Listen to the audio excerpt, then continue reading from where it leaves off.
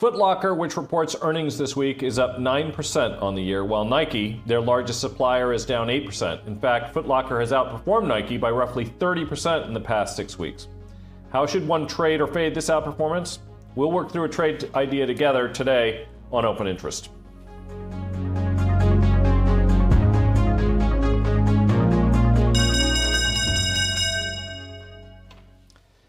Hi, I'm Mike Coe, and welcome to Open Mic, sponsored by OptionPlay. Last week, I spoke about some economic stuff, inflation data, consumer debt, and while that's important, of course, it occurred to me that there are plenty of people reciting the most recent releases, and while I'm happy to talk about it if I'm asked, I'm not sure that's the best use of our time. So instead today, I'm thinking we spend a bit more time working through an upcoming earnings together, and then perhaps I can try to answer a few questions where we look at some actual stocks instead of speaking about them hypothetically. And what prompted this is that Foot Locker is implying a 16% move higher or lower by the end of this week. And this means we may have a bit more to think about than usual when we're framing a trade. I started by looking at some upcoming earnings that were happening this week, and we have a table of those here. And then and it's probably going to be a little bit hard for you to read, so don't bother trying to take a look at it too closely. We may end up putting perhaps some posts up later so you can take a look at stuff like this. And then I narrowed it down, taking a look at those earnings that were coming up that were going to move more than 6% one way or the other. That was a much smaller list. We spoke a little bit about Target, but then, of course, I saw that Foot Locker, we obviously have some other sort of apparel type names that are also on this list that have some big moves. And one of the reasons that Foot Locker really stuck out to me is that Nike, which is a holding of ours, is actually down about 8% on the year. And I happen to notice that Foot Locker is actually higher. And Nike is the largest supplier to Foot Locker. So if we just take a look, we can see obviously that Foot Locker has done pretty well this year. Taking a look at Nike, the answer has not been so good. For those of you who have been following Nike, you may remember that in early December of last year, the company announced that they expected that their third quarter sales would actually be a little weaker than originally anticipated. And I think that's one of the reasons that has traded down. What is also interesting is that announcement from Nike actually took place after Foot Locker's most recent earnings announcement. So what's curious to me is it possible that there's a little bit too much optimism built into Foot Locker stock as we take a look at this? I think what's also interesting, we can see that there is a relationship between Nike's revenues and those of Foot Locker. You can see here, I've charted just the last 5 years of these two against one another. And we can also see that there's a relationship in their earnings per share. We could obviously go into much deeper information than that. One of the things you will observe, and I think this is particularly important, is that Foot Locker actually, their earnings have just been getting steadily weaker, even as Nike's have sort of held in there. And this is all, of course, despite that rather disappointing sales guidance that Nike had provided. So I think when we're taking a look at this, I'm not particularly optimistic about Foot Locker. First of all, stocks that I like to own are stocks that are going to be growing at least as quickly as the economy. I think I've mentioned that previously. That is not the case for Foot Locker. As we saw in that earlier chart, their revenues are actually declining. Just from a strict multiple perspective, it's trading on or about a historic multiple, maybe a little bit higher actually. It's not actually trading at a huge discount to the S&P more broadly. And that's not a healthy relationship either because, of course, S&P earnings generally grow over time, and that hasn't been the case for Foot Locker. I think they are still working through some inventory issues and things like that. So this presents us with an interesting problem, and maybe we can just go over to the OptionPlay app here because I know that a lot of you use this, but also because it's the only simple way I have to screen share at the moment. And just take a look at what kind of a challenge this presents. One of the issues that you have is when you have a very high implied move. And those who have watched before, if you're using this app, then you can walk through this together. If you are using something else, that should work fine too. You want to know what the implied move is for a stock that has weeklies on the week that they report. A good back of the napkin way to do that is just to take a look at the money straddle. So just as a reminder, at the money, that's the strike that's closest to the current stock price. And the straddle is going to be just a combination of the call and the put of the same strike and expiration. Okay, so we're just going to take a look. Stock was around 34 bucks or so as of the close. I guess we'll just choose the 35 strike. That's probably going to be closest.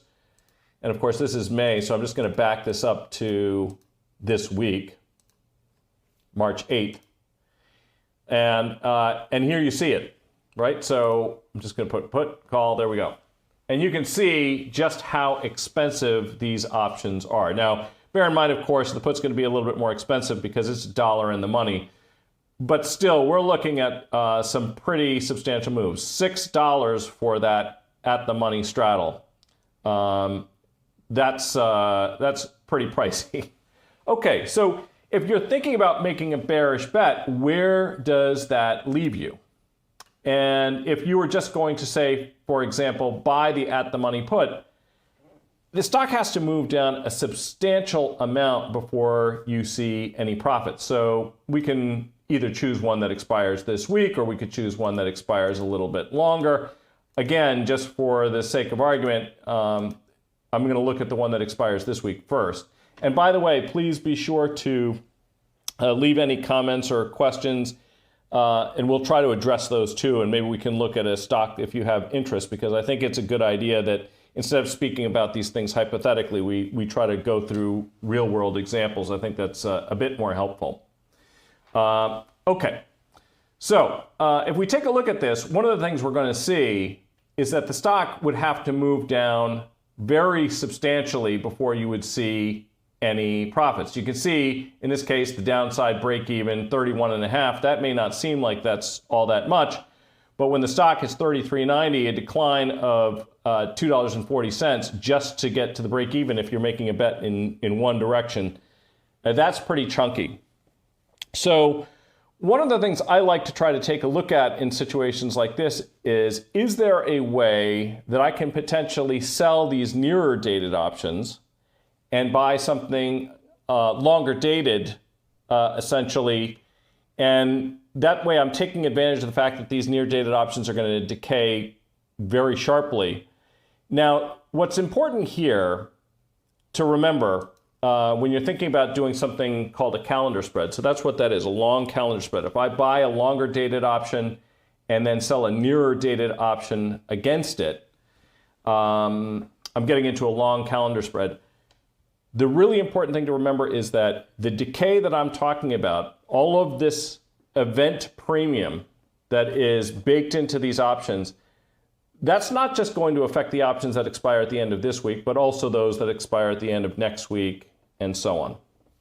And so what I typically will like to do in a circumstance like this is I like to go pretty far out in time, preferably far enough that I can catch the next identifiable catalyst that is likely to move the stock sharply higher or lower, because I know that once this event comes out, at least some value will be preserved.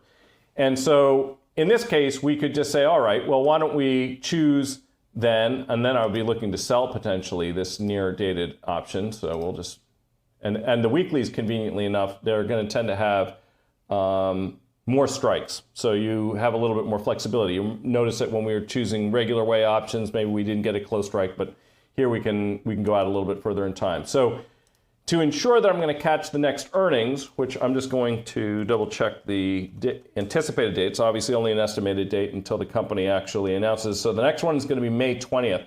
So the May regular way expiration is not actually going to capture, it will of course capture this earnings that we're getting this week, but it will not capture the one thereafter. And so what I'm going to take a look at now then is choosing an option that expires at that longer period of time. Now we get something that looks a little bit like this. And what we can see is that the break-evens that we're going to get here, now I want to make a point about this. So we have a downside break-even down around 28 bucks, upside break-even up around 44 bucks. This is going to be assuming that you don't get any vol crush in those longer dated options. In fact, you probably will. In fact, you almost certainly will. The next question we want to ask ourselves is, well, approximately how big a vol crush could we get? Now, people could think about this a little bit differently. What I usually like to take a look at is similar circumstances in the past where we've had an event like earnings, and the most recent earnings, by the way, that came out, and this is one of the reasons that it's implying such a big move is because it's had some really big ones. It popped 16% on the most recent earnings. The prior two saw also very, very big moves, declines of about 28% in both cases, actually.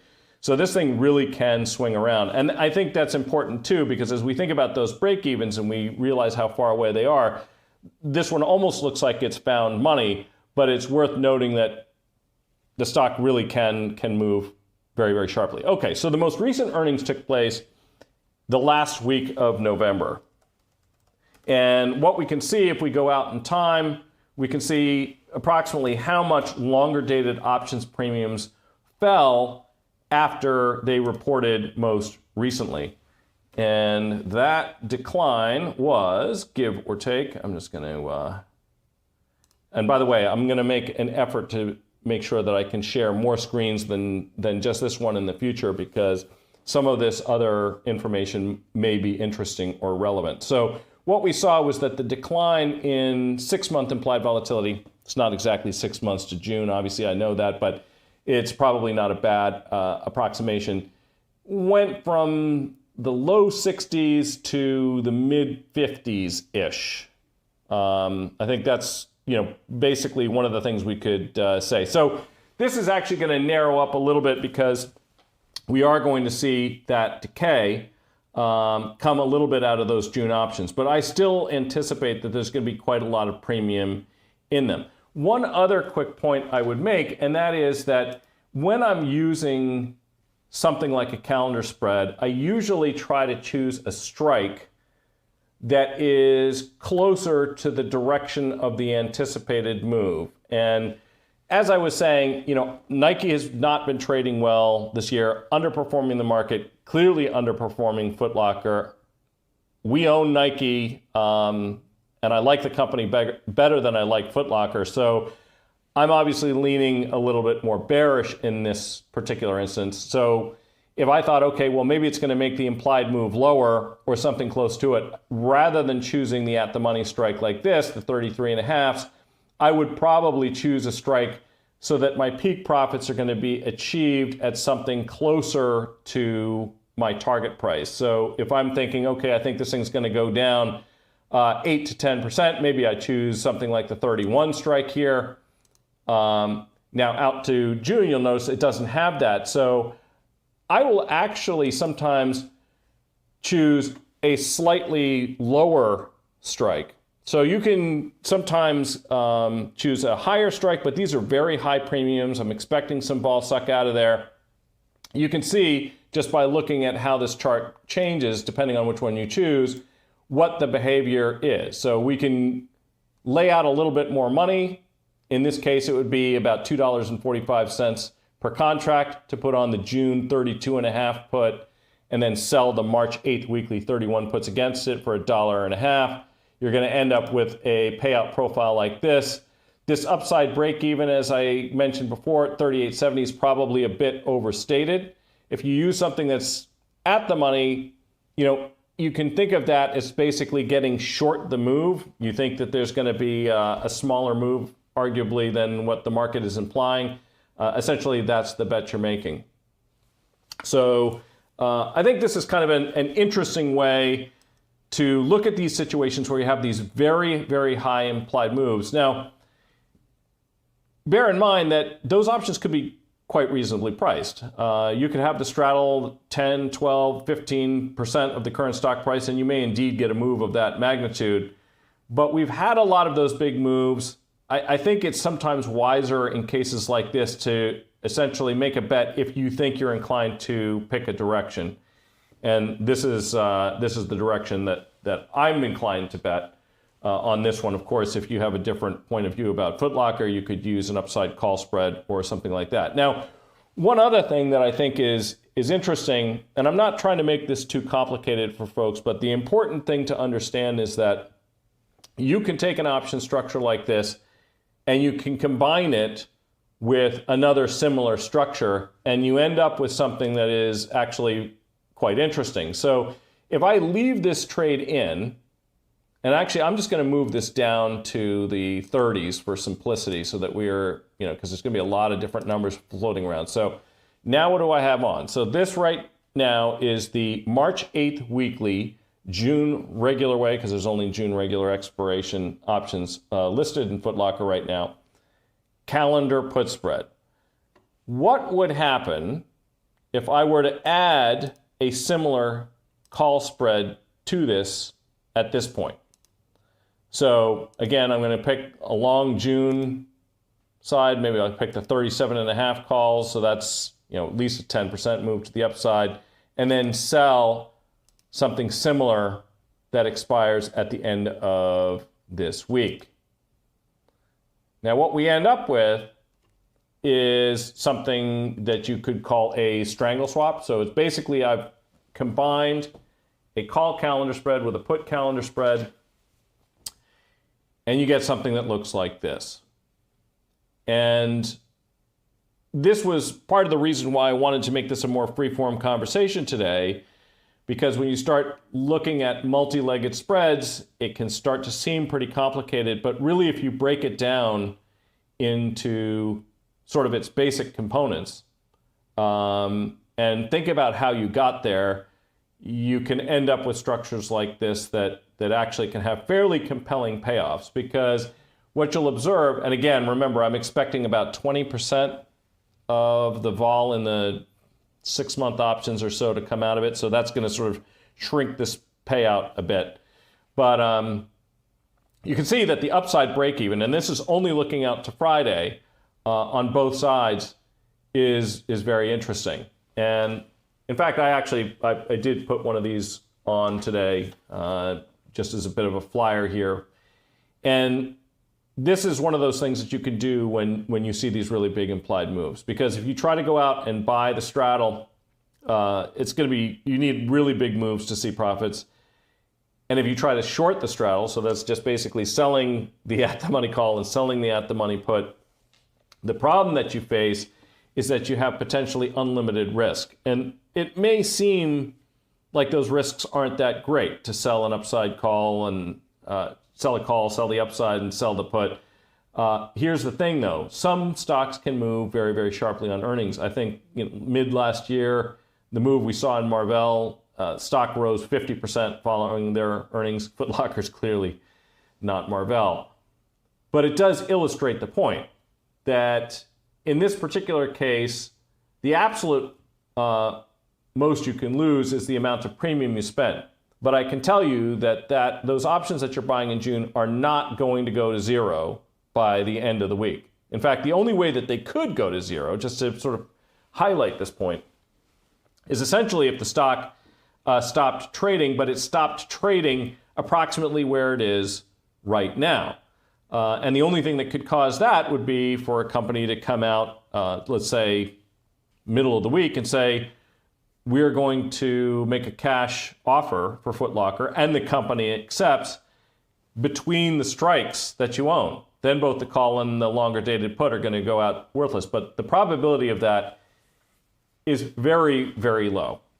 So I think this is a kind of trade that I think is quite interesting. So having highlighted that, I thought maybe we could walk through a couple questions that we have here and see what we can work through together. All right. What's the first one here? What's the chance that this show does actual trades you are going to make tomorrow, and then you teach us how you arrived at that decision? Well, that's what we're trying to do here. And I have a strangle swap on in Foot Locker, and I have options positions on in, I don't know, about 50 different stocks right now. So the chances are pretty good since it's already happened. There's your answer. Okay. Mike, let's see this one here. Mike, how to improve on a strategy? Substitute stock with risk reversal or call spread risk reversal, sell put delta about 30, put delta about 45 days out. And buying, I can't quite make out what we have here.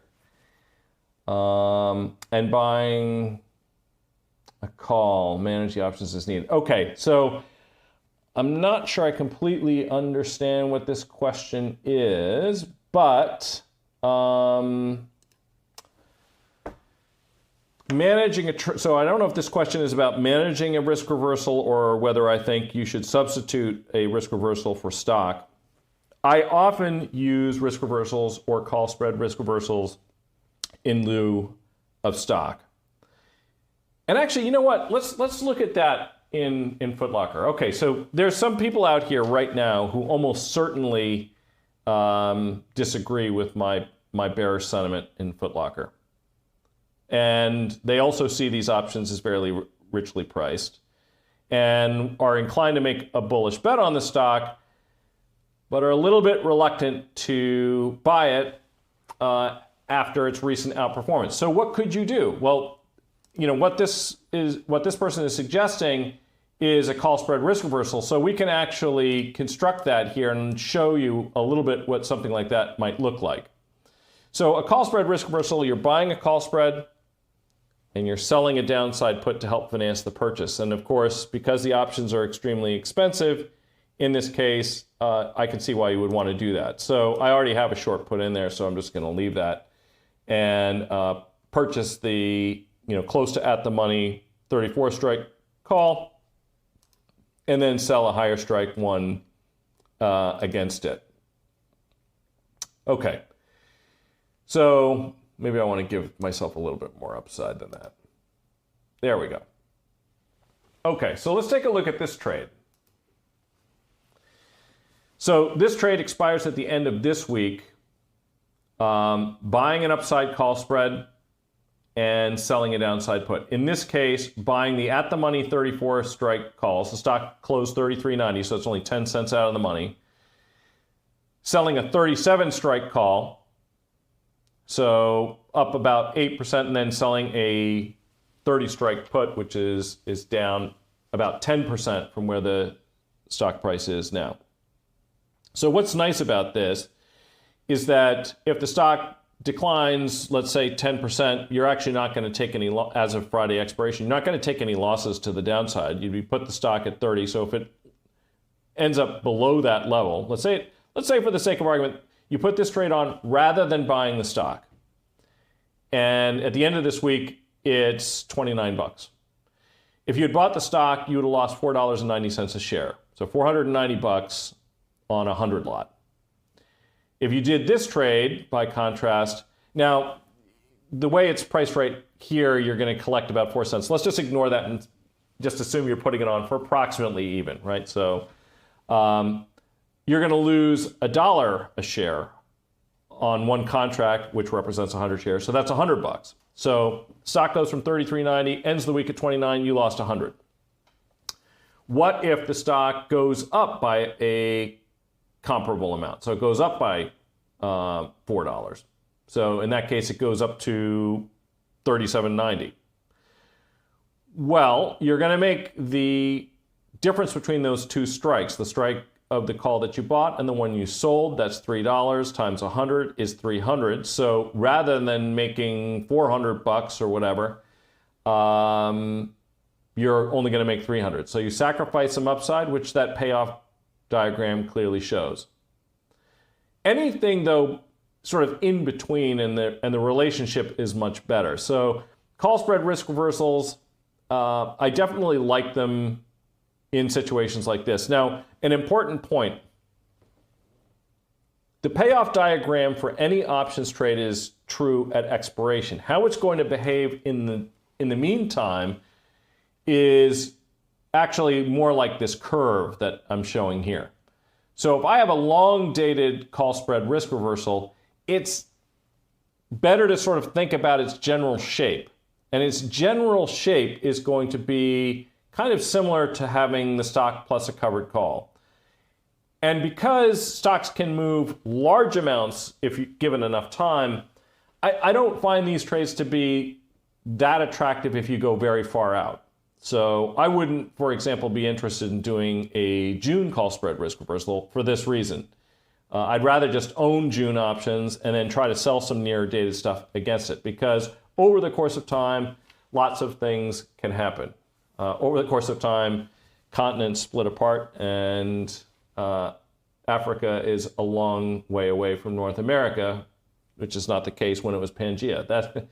We're not living in these kind of that amount of time, but I think that's a good example. Okay, so let's see what else we have here. Mike, what are your thoughts on UNH? Can it get back to 520 by April? Okay, so this is not so much an options question. United Health, by the way, I have to say, is one of my favorite companies. I used to work at a very small sort of investment banking operation based on the East Coast called CRT Capital. Our head of research was also a healthcare analyst. Her name was Cheryl Skolnick. She was a huge fan of the company even back then, and this is about 10 years ago. And it obviously has been a phenomenal growth story. We're talking about a company that has been growing the top line pretty consistently by low double digits, so that 10-12% a year area. And it just represents a phenomenal story. The issue that we have, for those who don't know, is that they are being investigated for antitrust concerns. So I am a big fan of the company, but I have a hard time believing that it is going to recover back in the near term to the highs that we saw very recently until the cloud of those antitrust concerns is lifted. So, for those who are inclined to make a bullish bet, even if you were going to do so with options, you would want to do so pretty far out in time, because those types of investigations, I'm not going to say they move at a glacial pace, but they don't move quickly. So this one, I think, is probably not going to get back to prior highs anytime soon. That said, I do think it's a great company, and I think it's a great story if that gets resolved. All right, so what do we have here? Hey, Mike, I have an Apple short strangle with a 175 put and 200 call with 45 days to expiration. The put is being tested. Would you roll it down now or wait? Okay, so interesting. First things first. I have positions on Apple on the 175 strike myself, and actually adjusted. So I'm short actually the weekly 175 puts right now, and I own longer dated puts. So I'm in a calendar against it as we speak. A position I actually have in a number of names, and I'm happy to get into it. It's a little bit of a wonky conversation why I'm short a lot of premium and single stocks these days. That isn't necessarily my favored position, but it is one that I'm in right now. And that just has to do with the relationship between single stock options premiums and index options premiums. So right now, I think index options premiums are relatively cheap compared to single stock premiums. So I don't mind selling premium against it. 45 days to expiration, a little bit longer than I would normally go. Does the company have any meaningful catalysts over the course of the next 45 days? Not really, nothing. So the only thing on the docket for Apple really is their next earnings, and they don't report until May 2nd. So not too much to worry there. I will say this, when it comes to being short premium, I don't mind being short an at-the-money option because that's when your decay is maximized. What I do mind is when I'm short an option and I'm not collecting anything over the course of time for it. So the 175s that I'm short, we were actually short a higher strike put against a longer dated lower strike put. Actually, we ended up profiting despite the fact that we were it was a modest amount, but we were long, longer dated 175, short the 180 that expires this week. Stock fell in a little bit today. We ended up rolling down so that I was maximizing the decay in the meantime. But the profits that we saw in the longer dated one offset it. And like I said, it was a modest amount. I think of the total amount of premium that's involved. Today's P&L was about 10% of the total premium that was in that calendar spread. But I will say this, once options get to about a 60 delta or more, that's when I usually like to think about adjusting them. And that's actually true for both long and short options. If I'm short options, I'm trying to maximize my decay, so I'll look to adjust so that I'm maximizing that decay. And for long options, I'm usually looking for convexity. So I'm looking for a situation where my upside is some multiple of my potential downside. Once your option gets into the money, it's going to behave a lot more like stock. And so that kind of favorable risk-reward payoff that you otherwise would have is diminished somewhat. So I think you're fine, actually, with the 175s right here, right now.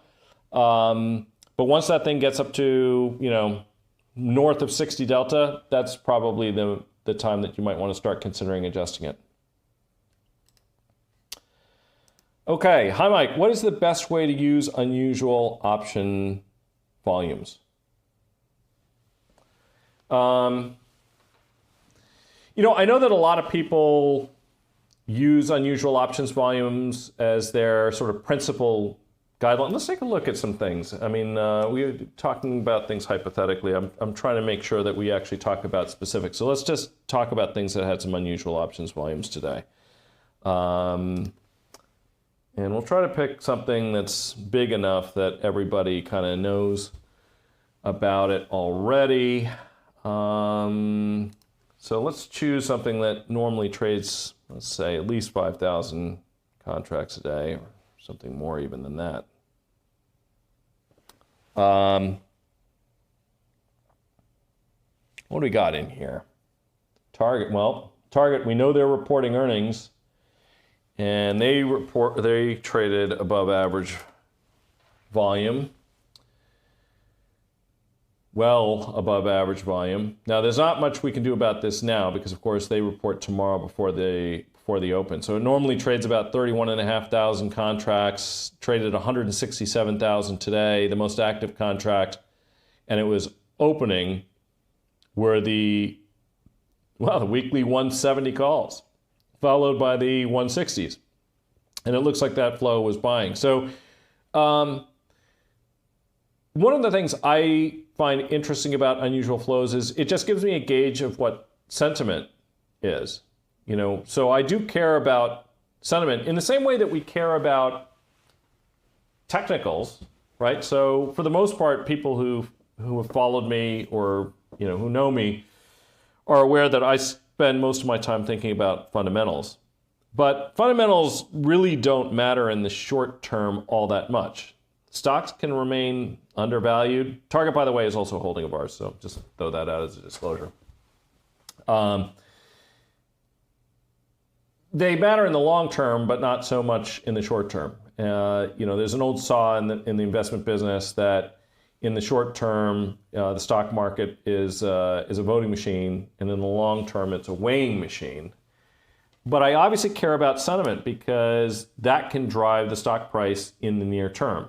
So as a holder, we would prefer, all else equal, to see people flowing into it. You want to see bullish technical activity. You want to see bullish options activity. There is, if there's really high unusual volume, there's also a reflexive element to that. Because if there's a lot of call buying, what is the market making community doing? Well, they're going to start buying some stock to hedge. They don't have to buy it one up, but on whatever the delta of the option is, they have to buy some stock to hedge. So that creates some near-term support for the stock. But if the stock gathers some momentum and starts running towards that strike, and the initiating side is long the strike and the market making community is short the strike, their hedge ratio increases. The delta of those options increases. So they actually have to buy more stock. And that actually can, essentially, if it gets some momentum, that can help encourage it. So that's one of the things that I like to look at. What's something else I like to look at? If I get a really big bit of unusual volume and there is no catalyst, that is actually more interesting even than a situation like this, because it just gets me looking to see whether there might be something I'm missing. Was something going on in a related stock, for example? You know, today we were just looking at Foot Locker. We were also thinking about Nike.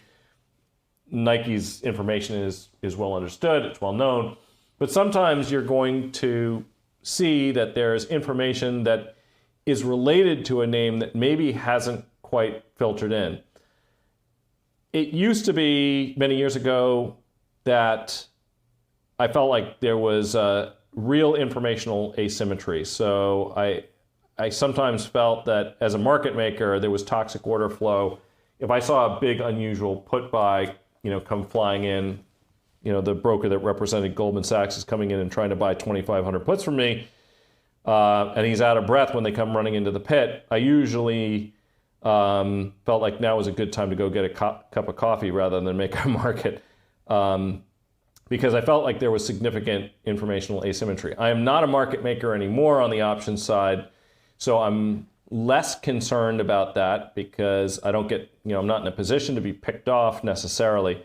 The other thing is that the investment banks have gotten, because of something called Reg FD, so it's about fair disclosure, I feel like there is actually sort of a more level playing field, so I'm a little bit less concerned about that. The other thing that you will sometimes see is people speculating on the upside on things like takeouts, so I think that's kind of an interesting thing to think about. Aaron Juarez says, I sold 3 520 puts, that's why the question. Okay, so this is in reference to that earlier United Health thing. Okay, so one other thing is that if you sell a 520 put, you have no other position in the name, effectively your position is synthetically equivalent to a 520 buy right. If you own the stock and you're thinking about selling upside calls against United Health, I think that's a reasonable thing to do. And that's because there's overhang on the stock in the form of that antitrust investigation.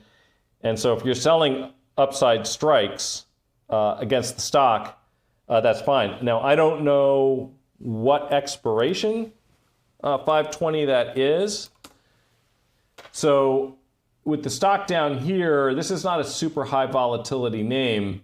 If it's a near dated option, you probably want to adjust that because basically you're not collecting anything for it right now. So for example, if you were short, and I'm guessing it's longer dated, but if you were short the March regular, the March 15th expiration 520 puts in UNH, or if you owned the stock and were short the 520 call, which is functionally very similar, you're not collecting a lot of decay for that. You're not collecting a lot of premium.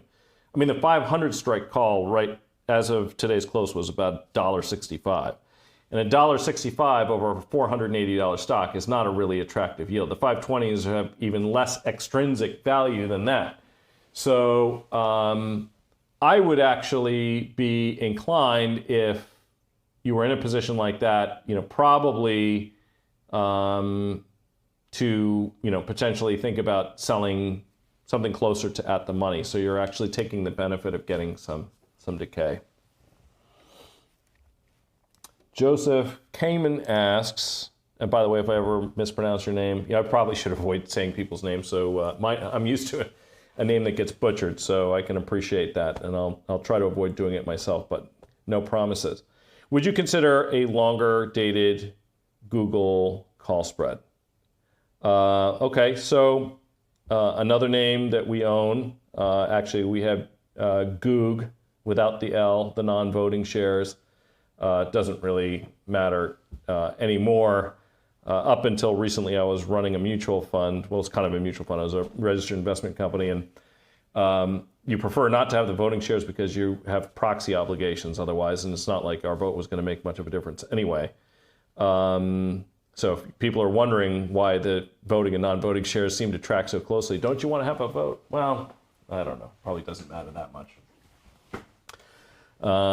So would I consider buying it? I like Alphabet. That's the short answer. And the stock has actually been, as everybody who's been following it, I'm sure knows, has been pretty hard hit of late. So there are some concerns that are legitimate, and then there are some concerns that I kind of feel like we're going to get past this. The company's had a couple of missteps on this AI thing, on Gemini and these most recent controversies. It seems like everybody's in such a rush to sort of be on the AI train that they sometimes rush to market or release things maybe before they're totally ready, and then you get a little bit of mud on your face. I think that's kind of what has happened in the case of Alphabet. But, this thing is just, it's a cash flow machine. And that it's also reasonably priced. There's not a lot of companies that are out there that have sort of the combination of assets that they have that are trading at a discount to the current market multiple. And Alphabet is. Alphabet's trading, I think, 18 times forward. They could generate maybe $93, $94 billion in free cash flow full year next year. That's some pretty rare territory. And despite their AI missteps, they are one of the players in that space. Concerns, though, that are legitimate, of course, are ad spend, right? And if we start to see, more weakening in that area, that's a potential problem.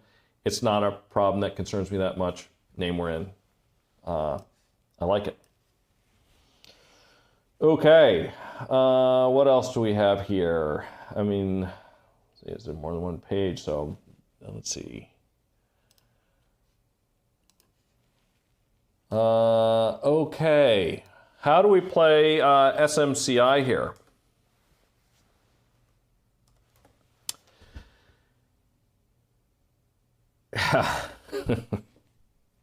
How do we? I was actually on the air, that was a week ago, right after they reported, and the stock had just absolute wild week. So obviously every week's a wild week for Supermicro. That one, I think, had fallen 20% after it had that banner run, and now we're actually at new, fresh, all-time highs. I'm not in this one. I'll start there. We are in Broadcom. I'm not saying they're completely comparable, but there is some comparable elements. NVIDIA also. Supermicro is just really tough. I'm a bit concerned about the bloom coming off of the rose here in some of these names that have had, a full-on hockey stick kind of a move. And some of these names are behaving almost as if they are in a short squeeze. And Supermicro does have a pretty, it's not a huge short interest, but it is in the low double digits. I'm not saying it's a complete squeeze risk here, but anything that's moving around by the amount that this is, clearly you're in for a pretty wild ride. I would consider this, for me, it's kind of a no touch. It is probably well worth the options premiums given the moves we're seeing, but I would probably be inclined, if I had been fortunate enough to have the stock, which I've already just explained I was not, might consider some longer dated call spreads in a name like this. But other than that, I'm sorry. I think you're going to have to be on your own. It's just a little too rich for my blood. Okay, let's see what else we have here. So this is interesting. So somebody's actually asking about Supermicro, talking about selling call spreads. Let's actually, you know what? Let's do this. Would you support selling a credit call spread for April expiration, 1,500, 1,600 on Supermicro? Well, let's take a look at that trade. See what that thing looks like.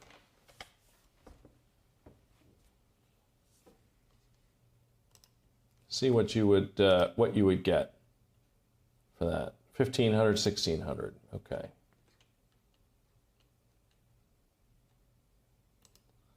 So you'd be selling the 15, he's saying credit spread, so you'd be selling the lower and buying the higher.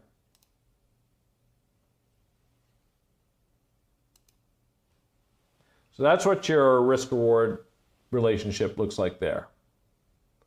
So you're going to get, if you can get this thing off of something close to the midpoint of the bid-ask spread, you're going to be collecting a little over $11 on a call spread that's potentially worth $100.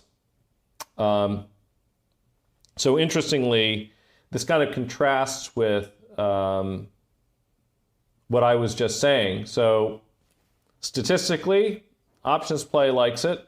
So the machine's in your favor.